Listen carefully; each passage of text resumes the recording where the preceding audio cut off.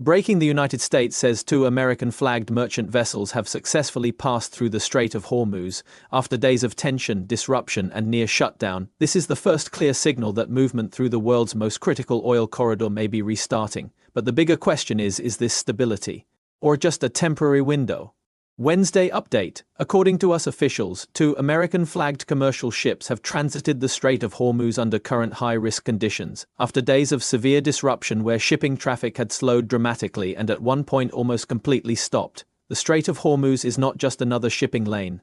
It is one of the most strategically important choke points in the world, carrying roughly 20% of global oil supply, meaning any disruption here immediately affects energy markets, global trade, and geopolitical stability. For days, the situation in the strait has been highly unstable. Iran had signaled restrictions, tensions were rising with US naval presence, and many shipping companies were unwilling to risk sending vessels through the area. At one point, tanker traffic dropped to near zero, with ships waiting on both ends of the strait for clearance. That was not coming, insurance costs surging, risk levels spiking, and global oil prices reacting almost instantly. So the successful passage of these two vessels is not just a routine event, it is a signal that controlled movement may still be possible even under current tensions. But the key detail is that these were American-flagged vessels, which suggests coordination, protection, or at minimum a calculated decision backed by US authorities. This was not random commercial movement, it was likely deliberate. And that raises an important question: is the United States testing the waters?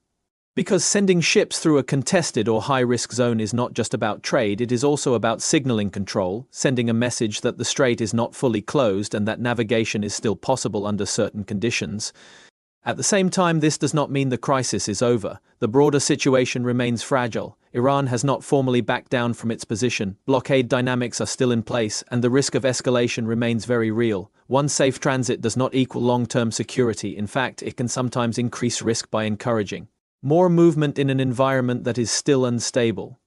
From a global perspective, oil markets remain extremely sensitive to anything happening in the Strait of Hormuz. Even small changes in traffic can move prices, so this development may temporarily calm markets, but only if more ships follow safely. If this was a one-off event, the impact will be limited, but if it marks the beginning of sustained movement, it could signal partial stabilization.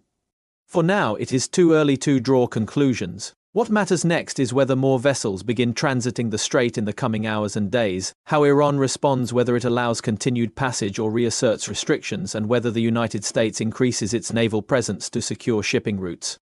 Here is the bottom line: two American ships made it through the Strait of Hormuz. That shows movement is possible, but it does not mean the danger is gone.